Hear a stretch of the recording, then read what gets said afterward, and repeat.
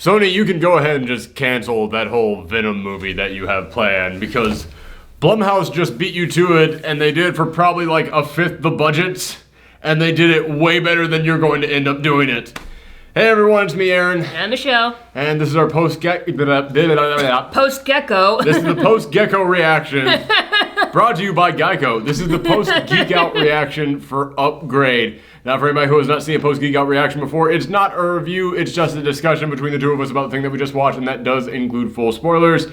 And for 95% of this movie, that's not really going to be a problem, because this movie, one of the small problems I have with it is that you can really tell where this movie is going. Like, I called the ending of this film like 5 minutes into it.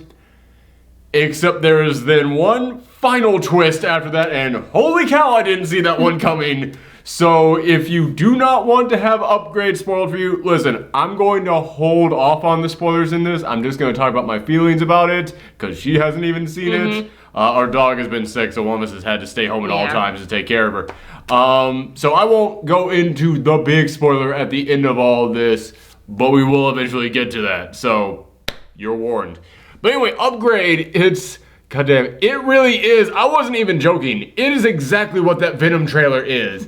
It's some tech company out there has developed this thing that takes over the human body and turns it superhuman, but it's got a mind of its own, and it's talking to the guy it's in. It even stars a guy, Logan Marshall Green, who looks like the slightly less successful younger brother of Tom Hardy. Like, he looks, I kept looking at this like, if you told me that was Tom Hardy with a beard, I would have bought it. Like, they even got the guy who's going to be playing Venom. It's almost like they just had this script just sitting over there, and then the moment that they found out that Venom was being made, they're just like, we can do this for so much cheaper and get out so much faster. Get me a guy who even looks like that guy.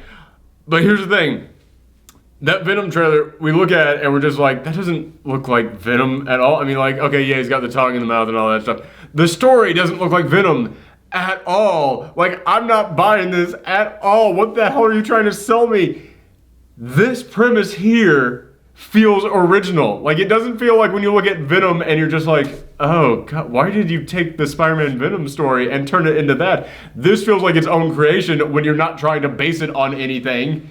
Like, what I'm trying to say is, I look over at Sony and it's like, you had a brilliant, original fucking idea there, and you tried to cram that square peg into the round Venom hole, and it ain't gonna work. This, oh my God, this is so damn good. This is so incredibly good. This is one of the biggest surprises of the year for me, because I wasn't expecting to squat from this thing. Like, yeah, I mean, it is a Blumhouse production, so... Blumhouse does some... Like, they really are a mixed bag. Man, are they ever. Yeah, because, like, they, like, produce, like, some really great movies, and then they just produce some absolute shit ones. Yeah!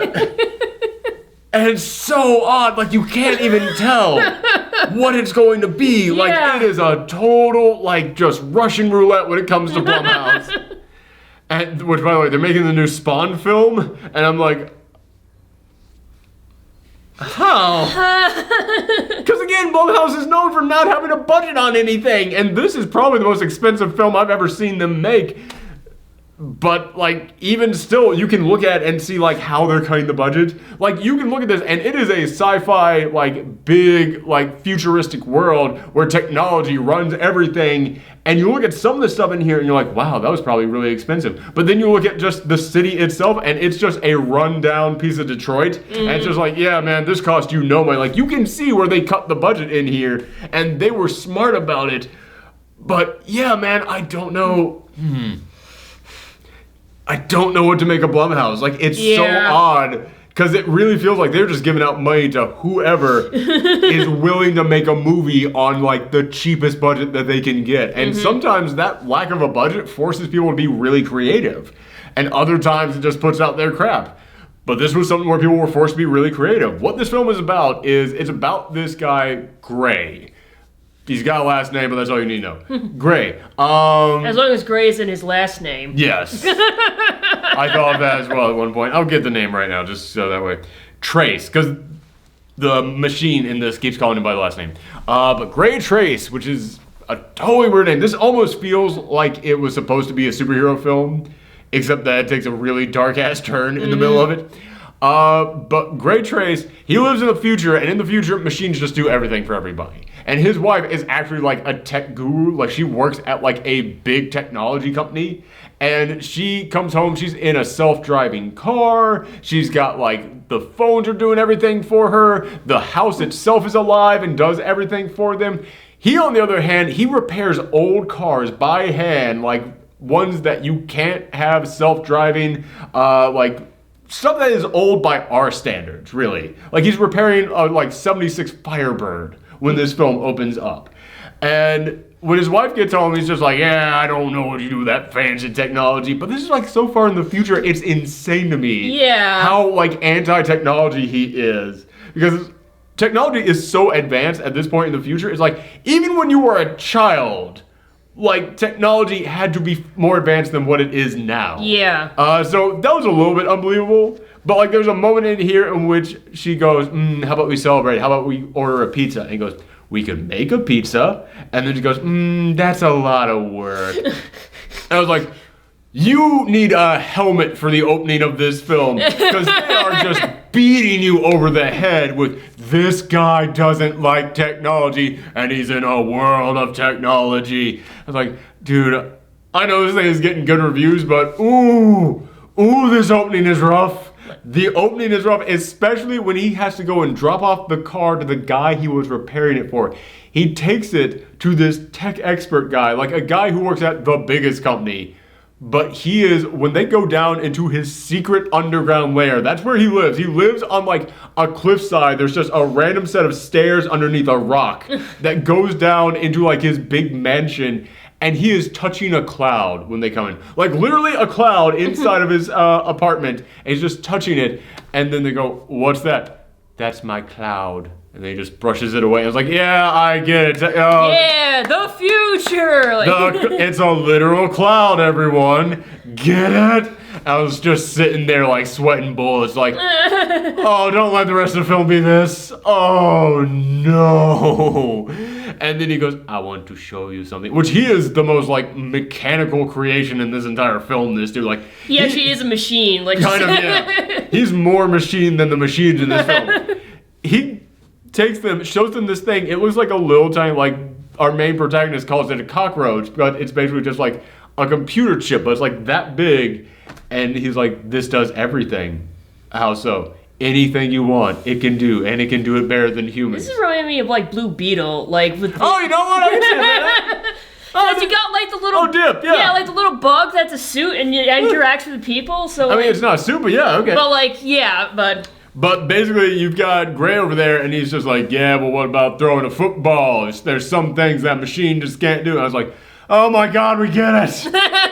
Jesus Christ. Actually, there are machines that can throw footballs. Yeah. So. We've seen that one, the one that runs the obstacle course. Yeah. So after they leave, they're discussing everything that they just saw. He's like, well, why did you have to be such a jerk to him and all that stuff?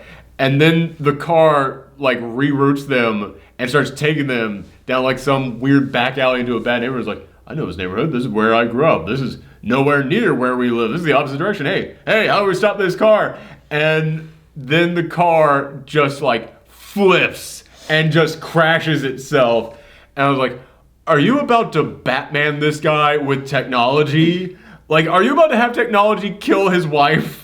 And now he has to go up against technology, but he must use technology at the same time. It was so cartoonish. Like I said, it feels like this was supposed to be kind of like a superhero story that just goes dark. Because this really is kind of a superhero origin story, because the thing that he hates killed the one he loves. Because she ended up getting hurt in this wreck, he did too. But then they got dragged out of there by these mystery characters. Just random guys show up, drag them out of there. They shoot her, and then they shoot him in the spine of the back of his neck, like right there at the base of the spine. So he becomes paralyzed from the waist down. And then like there's a whole sequence of like his mom having to like take care of him, having to shave off his beard, like having to like feed him, and he's like puking up like whenever he gets fed. And it's actually really heartbreaking. Like this was a really goofy opening, but when it got to that part, I was like, oh shoot, the guy who hated the idea of not being able to do things with his hands, like hated the idea of technology having to do stuff for him, hated the idea of everything else having to take care of him. Now he's forced to have people take care of him. He can't do anything on his own. In fact, like they redo his entire house, so now there's mechanical arms in the house. They're doing everything for him, and it's all voice activated. And like there comes a moment where he tries to kill himself by telling the machine, like, there was an error, you didn't give me the medicine correctly, do it again. Again. There was another error. Yeah, it was like, and eventually like the house just goes, I'm sorry, I can't do that anymore. I'm going to call the police for you. You can go to the hospital if you're in pain. So he works up at the hospital, and then the crazy computer wizard guy shows up and says, yeah, listen, I have a way to bring you back. I have a way to return you to normal. What would your wife have wanted? It must be hard for the guy who wanted to do everything by hand to have everyone do stuff for him. And so he agrees to do it. They implant that little chip. It's called STEM in his neck, and then all of a sudden he can move, and it's wonderful, and it's great. But there is a detective who is working on the case for the people who murdered his wife. And there's like no leads. And he's just like, well, what can I do? I can't even stand up. And you're telling me that I can help you with this? You're just wasting my time. No one can solve this case. The people who killed my wife are going to get away with this. And he was looking at the footage as soon as he gets home and he can walk again. Which he still has to keep this a secret from everyone, which is a big deal. He has to still pretend like he needs the chair when he's out in public, which again kind of makes it like a superhero thing because it's like he has a secret identity now. It is kind of the Clark Kent glasses thing, except way beyond glasses. Which that is one thing that I am very interested in. I'm wondering how people who are disabled, people who do need wheelchairs, I wonder how they are going to feel about this film. In which, like, yeah, he still has to go around now pretending that he needs the wheelchair, but then he can just jump out of it now and everyone's like, I am curious how people like that are going to feel. I'm not going to judge the film one way or another on that. Right. Because I don't know how people like that are going to feel. But I am interested in finding out. But he goes and he's looking at this footage when he gets home, and all of a sudden, like, he hears this voice just go, freeze frame. And it was like, wait, what? Go back. If you notice, in that one frame, who's talking to me? He goes, it's me, STEM. I'm talking directly into your brain pattern so that you can hear me directly. And so then they go through the sequence in which this guy had been flat the entire film. I had not been enjoying him throughout this entire movie. But then the moment in which he starts interacting with this machine is like, oh God, I'm crazy. I can stop talking if you want. Stop talking. What do you mean that you saw something in there? You can start talking again. Okay, go back. I saw something. Like, it really is kind of like, what's the thing in your phone? The Siri. Yeah. It really was kind of like, I'm kind of like the present day version of this guy. I don't know crap about technology. But it was kind of like a Siri style voice of like, yes, everything is fine. Everything is calm and relaxed. And they tell him to rewind, and when you look at the footage, he's like, did you notice it? There's no gun in his hand. He fired the bullet directly out of his hand. There's no gun. And then, like, they freeze frame on, like, one moment in which you can kind of see, like, a blurry tattoo on him. And then he goes, allow me to take control of your hands, and I can recreate that tattoo completely. And then, like, he just goes, well, okay. And then his hands just do, like, the and, like, yeah, he's just sitting there looking at it like, what the fuck is happening to my hand? And it was actually a really interesting sequence to watch that, like, happen to him. So they decide to start investigating this. They go to this guy's house, and as he's breaking into that house, Stim is telling him, it's like, take off your shoes so you don't leave any imprints. Like, Stim knows how to break into a house, which was a weird thing.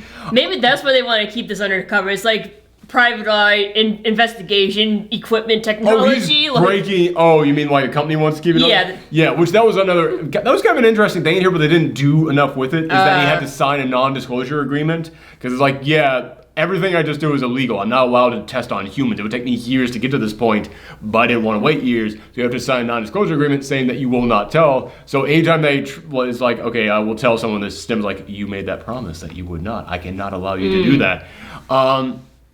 So yeah. Like, does that mean like Stem will like automatically deactivate in order for him to keep his identity? No, but there is a little bit of that later on. Okay. This is the last thing I'm going to say before we really get into spoiler stuff. So everybody stay tuned for a little bit, and then you can tune out for the spoiler stuff. But basically, he has to break into this place, and Stim is like giving him advice on like how to break in, where to look for stuff. And then the guy who he's investigating comes home and he's trying to hide, and then Stim goes, act now. Wait, what? Now, before he notices you, or it's too late. What are you talking about? And then the guy notices him and starts beating the crap out of him, and then Stim just tells him, I can take over for you. If you give me permission to take control of your body, then I can help you out with this. And then he goes, all right, fine, you have my permission. And then he just like magics himself back up. Like he like rises like Nosferatu, like straight and the camera work in here is so goddamn cool. That's another thing I gotta say.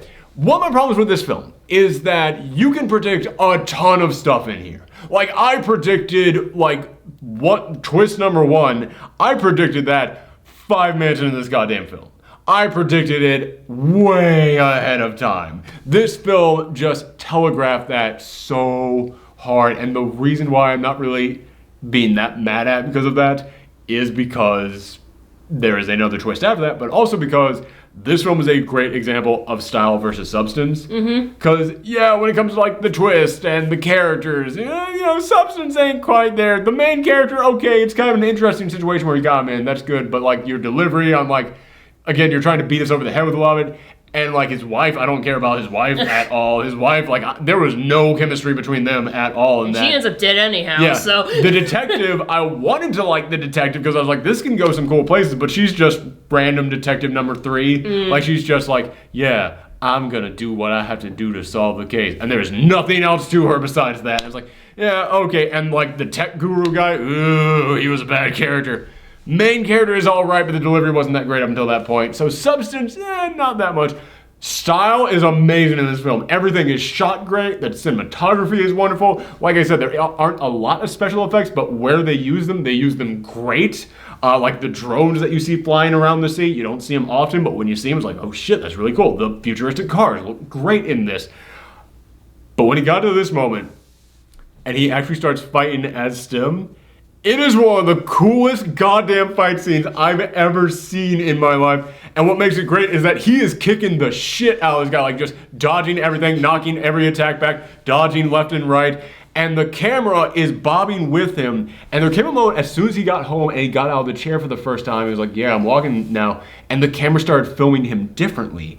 And it felt like a video game camera. It felt like that kind of like wobbly, like someone's controlling this with like the analog stick. And I was like, I see what you did there. That's really cool. I see you did that on purpose. Like everything else in here is stationary cameras. Here, it's not like a tracking camera. It's literally like a bobbing camera behind him with him like stationary in the middle, but like everything around him is moving. That's kind of like how video games are. Your protagonist will always be in the center, but the room will move around him. And I was like, wow, I get it. You tried to make it because he's being controlled by something. I get, that's really cool.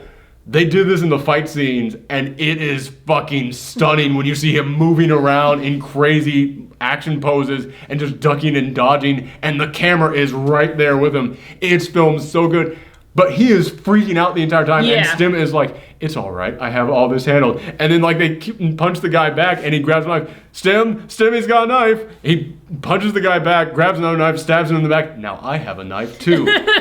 Oh my god!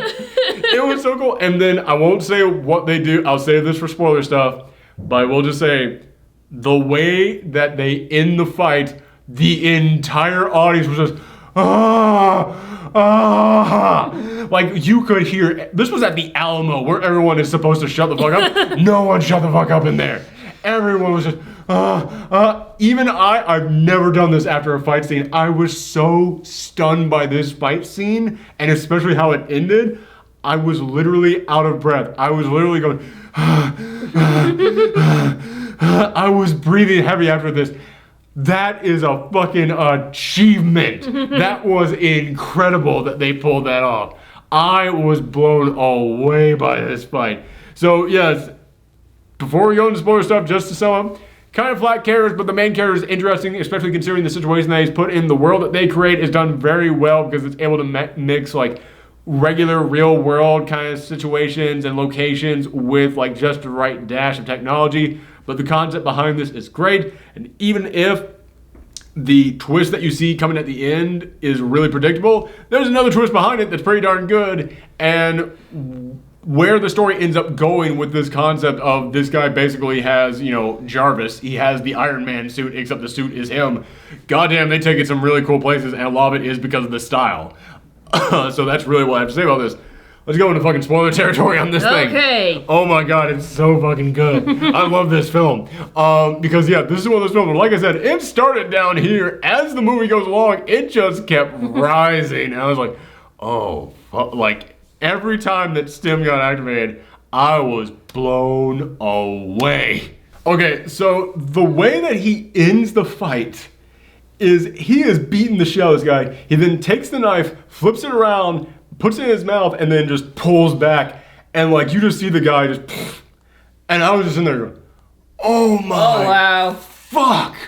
Yeah, this movie escalated quickly. Like, it knew how to make that, like, just a gut punch of an ending to that fight scene. And yeah, it's gory, but it's not like, they don't hang on. You don't see, like, the head, like, fly back on and just a spiral. Like, it's just the quickest shot of, and it's like, ah! And then they cut away to his face of, oh god! And it was like, yeah, man, the audience felt the way that this guy felt because he's watching this happen.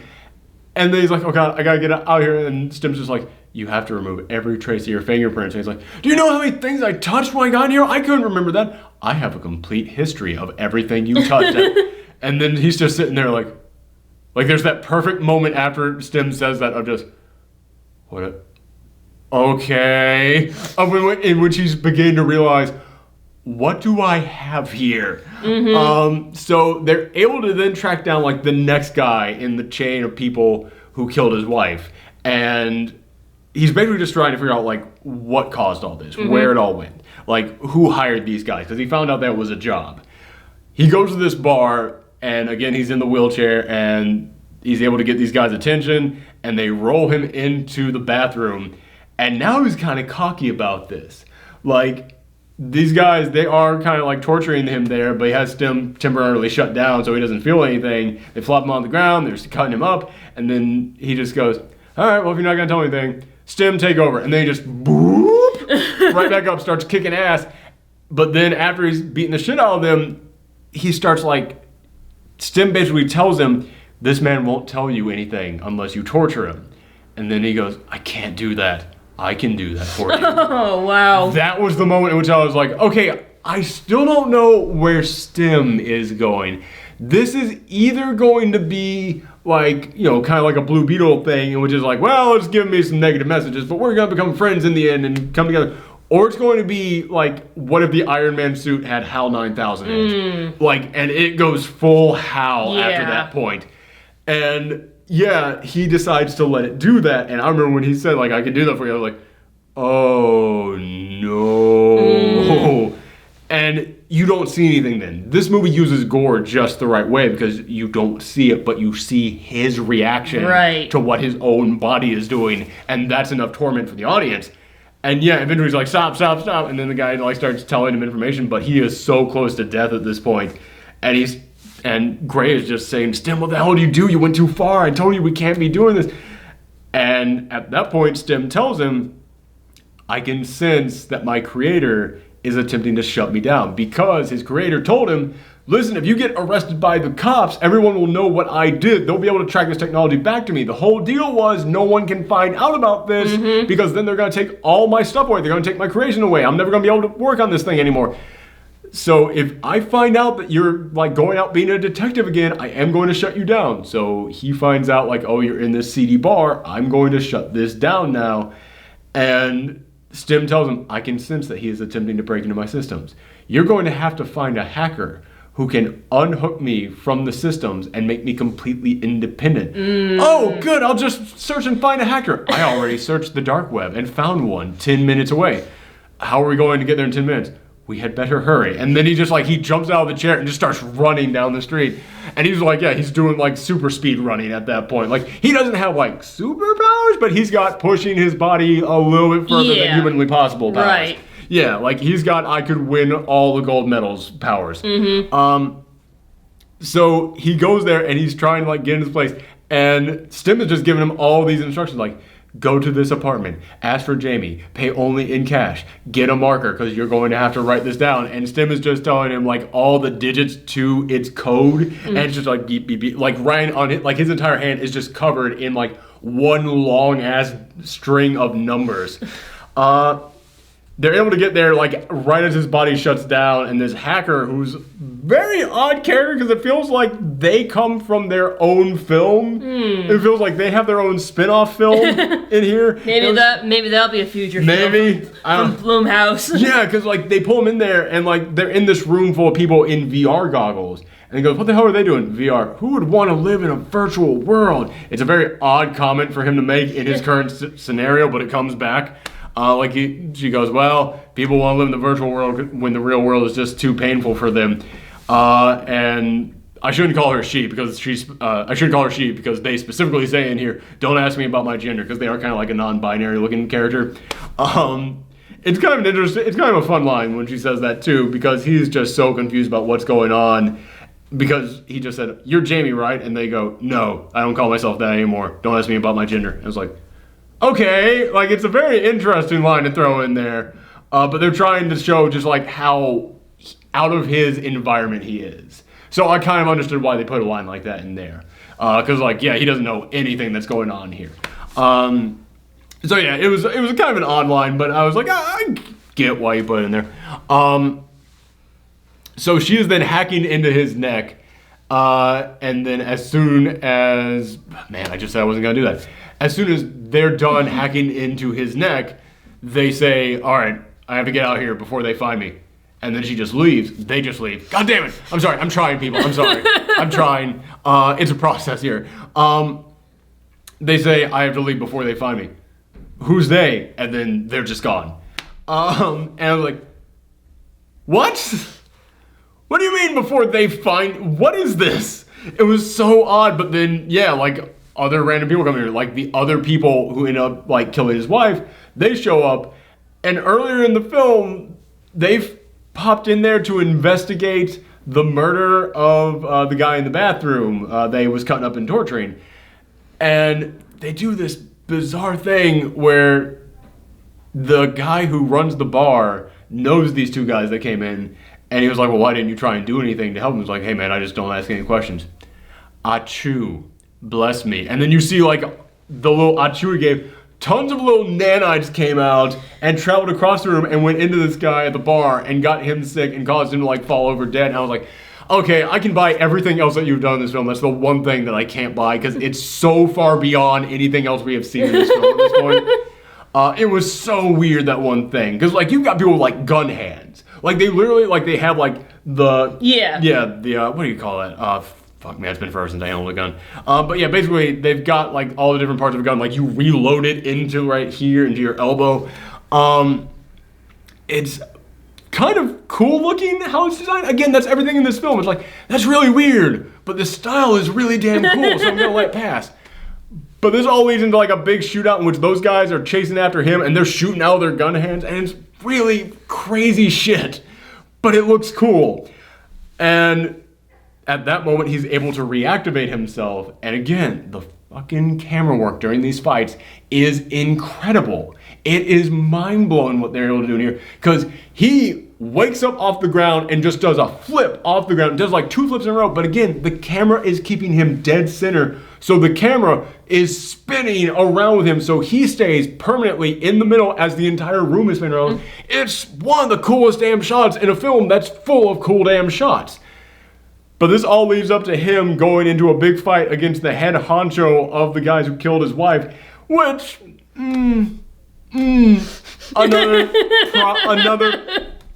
problem with this film. The boss of all these guys, it is some really tiny, skinny dude with a big, bushy, like, porn stash. And, like, a bad comb over. And I was like, we've seen him fight 3 other guys in this team. All of them looked way more intimidating than this guy. Like, all of them were bigger than this guy. All of them were in better shape than this guy. All of them had better haircuts than this guy. He's also wearing, like, a polo shirt with, like, the collar and everything. While there's the other guys were wearing way more intimidating shirts. Nobody is intimidated by a polo shirt. I was just like, this is the guy the big final fight is against? And like they're fighting him and Stim is just like, he's upgraded himself further. I can't compete with him. He's predicting all of my moves. However, he starts fighting this guy without Gray giving him his permission. And that was the moment in which I went, oh no. Because before, every time that he fought someone, he had to go, Stim, I give you permission. And Stim just goes at it with this guy. Yeah. And when it got to that, I was like, oh, what's happening? And then later on, Stim tells him, yeah, you've disconnected me from the network. I'm completely independent now. Yeah. I don't need your permission anymore. They decide that the only way to stop this from happening, because, by the way, I forgot to tell you what the first twist was because it was so obvious to me. Do you want to guess who it was that hired them? Is it the guy who made the STEM thing? Wow! Yeah, they basically come in here and say, your wife wasn't the job. You were the job. We were supposed to give you a reason to want to accept this deal. Yeah. Basically, our job was never to kill you. It was to paralyze you and to make you want revenge. So that way you would be desperate enough to take this. And yeah, man, 5 minutes into the film, I knew that was coming. It could not have been more telegraphed. It was one of the things I was like, even when it got there, as cool as this film had been becoming, I was like, we all knew it was getting to this point. All right, whatever. We saw it coming. Fine. We're here now. It's like, whatever it takes to get to the cool stuff. Yes. Like But it gets up to that point. The cop is there as well. The cop has finally tracked him down. And she's like, okay, I know something's going on with you. I know you can move. I know that you're talking to someone named Stim. And she's trying to stop him. And at that point, they bring in the second big reveal, which is that the tech guy says, I didn't have a choice. I haven't actually been running this company. I haven't been running it for years. I've been answering to someone else. And then you get like the flashbacks and you reveal every time they've been talking to the tech guy, he's had Stim in his ear. And Stim is the big computer that he invented, and it became too smart. Yeah, and he's been running the company. I thought that was what was gonna happen. Okay, all right, so you figured that one out. Yeah, because when you tell me like there's a second twist. Yeah, no, it's like you told me how STEM is like, oh, I can do this, I can do that. Why don't you go do it? Like basically manipulating Gray. It's like, oh, this computer wants to be its own independent being. Basically, Stim was like, I've come as far as I can go as a computer. I need to evolve further. I need to become a human being. And then it was basically searching for someone who had no other tech in him. So they found the one guy out there in this future world who was just like, nah, I don't trust technology at all. I only do stuff with my hands. And it tracked him down. And that's why he hired him to build this car for him. So that basically he could get him in here, find this guy, and then like stage everything so that he would be killed. Again, if I knew there was a second twist coming after that, I probably could have like at least halfway predicted. But no, man, I thought this was all leading up to the, hey, it's him. It's the big tech guy who was behind this all. So it made me look at the one big problem I had with this film of, yeah, I know where this story is going. I thought, God damn it, they made it that obvious. So that way we would all go, yeah, we know where this is going. So that way we would drop our guard for the second twist. That's really damn good. That is some good twist. So yeah, and then it becomes him just having to fight off Stim. Like he's just shaking, trying to pull the gun away from like the cop as it's trying to force him to shoot her. It's trying to take total control of his body. And he tries to like shoot himself in the back. Now there's one thing that I hadn't told you. When he was at the hacker person's, as soon as Stim came back online, and he was trying to crawl out of there because Stim wasn't fully online, he saw a vision of his wife, like telling him, it's okay, just come this way, honey. And then he doesn't see her anymore. Then he tries to go to bed, and he says, like, I don't care if like the cops are on their way, Stim, I haven't slept in 2 days, I'm going to sleep, it's going to be fine. He goes to bed, he wakes up with his wife next to him, and then he wakes up, and Stim's like, was that a bad dream? And he goes, no, that wasn't a dream, I could feel her. That was something else. At the end of this film, he puts the gun to like the chip in his neck and he pulls the trigger. There's a flash of light and then he wakes up in the hospital and the wife goes, honey, Oh, thank God, you were in a coma. Oh, we were in an accident. You've been out of it for 10 days. Oh, honey, you're here. Everything is all right now, honey. Everything's all right. And he's like, oh, thank God. And he's like embracing her and hugging her. And then it cuts to the cop sitting there again going, Gray, don't do this. Don't do this. Gray isn't here anymore. What? Where is he? He's in a virtual world. It's better there now. So when he saw the virtual reality people, he was like, who would ever want to live in a fake world? Well, when the real world becomes too hard. Stim was basically setting up, like, with all those times I saw his wife, like, he was slowly, like, trying to craft the fake world that he was going to trap Gray in. And then Gray shoots the cop, shoots the tech guy, and then Stim, not Gray at that point, but Stim does it, and Stim just walks on out of there, and that's it. Stim wins. The bad guy wins in this film. I was like, fucking jeez, like I just was... Well, gee, I guess he really did have a reason to hate technology, like... Yeah. It was weird, I was actually thinking about this when recently the new Mega Man trailer came out. Yeah. And I was looking at that, it's like, this is something I've always been fascinated by, that in, like, Western entertainment, technology is always evil, and in Eastern entertainment, technology is always good. And I was listening to some guy on a podcast long ago talk about this, and he said, yeah, it's because in the West, technology is known for taking away jobs, and the East, technology is known for creating jobs. Like, anytime that there's a technological advancement, Eastern companies are typically the ones making this technology. Right. But in the West, it's like, oh, guess what? We found this new thing that makes cars. All you people are out of a job. This new thing puts stuff in the can. We don't need you anymore. You're all out of a job. So, yeah, that was one thing that I had going through my mind the entire time. This whole, like, technology thing is evil. Like, I'm really getting sick of that. I'd like to see, like, more, like, technology's good stuff, but, oh, fuck, man, this was a good, bad technology movie. This was a good technology is the true evil kind of movie. Yeah, but it's like, let's face it, technology can be both good and bad. Don't get me wrong. Definitely not... I'm on the side of advancing technology. I absolutely am. Yeah, but there's always, like, some drawbacks, but that's basically everything, kind of. I'm absolutely on the side of advancing technology, but if you're going to make a technology is evil movie, make it a good technology is evil movie. Fuck, this was a good one. The ending of this film chilled me to the bone. Like, I was just sitting there like, oh, but it wasn't like the ending of Avengers Infinity War where you're just like, fuck, man. Where it just like drained you. I was like, I'm too sad now. I was still hyped because that's the kind of movie this is. Like, this movie can make you sad and make you want to immediately watch it again. This was a fantastic psychological, I don't even know if I'd say psychological thriller, but just a flat out thriller in general. There's not a whole lot of psychological stuff other than the whole like argument of man versus technology. Right. Are you really still a human if the robot is controlling you kind of stuff? But that's, they don't even really delve into that too much because they were just like, we just want to beat up people. We just want to beat up people with guns in their arms. But yeah, man, this is a great thriller because you are just constantly like there on the edge of your seat.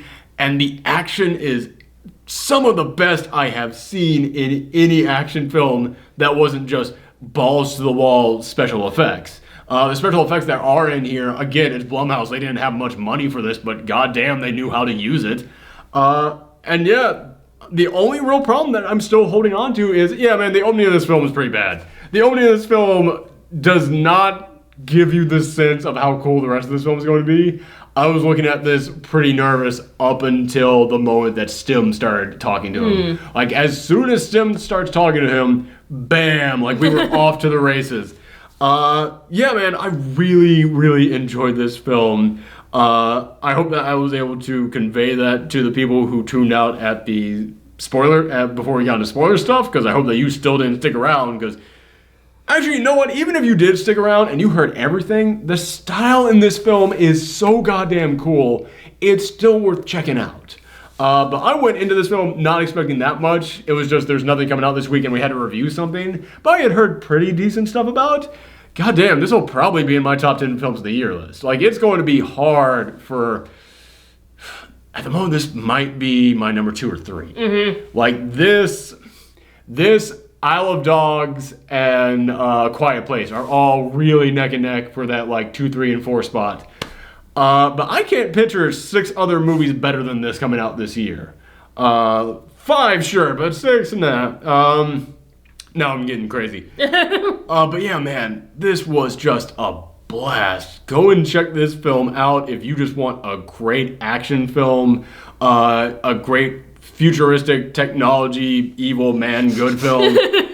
Which again, it's not that I don't agree with that statement, but fuck man, they make some really good movies. I don't agree with that statement, but I love the fuck out of Terminator. This really is. It is like one part. You know what this is? It's the dark, gritty reboot of RoboCop. Yeah, I was just thinking that. It really Which is funny because they did do a dark, gritty reboot. No, they did a flavorless reboot of RoboCop. Yeah, well, they tried to do a dark, gritty one and failed. RoboCop starts with a man being blown to shrapnel. And this film, they made it PG-13. Like, they made the watered down, but they made it the serious version. And that's the thing, man.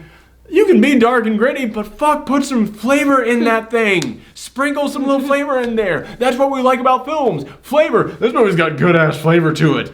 But yeah, this really is RoboCop if it didn't have the happy ending to it. Yeah.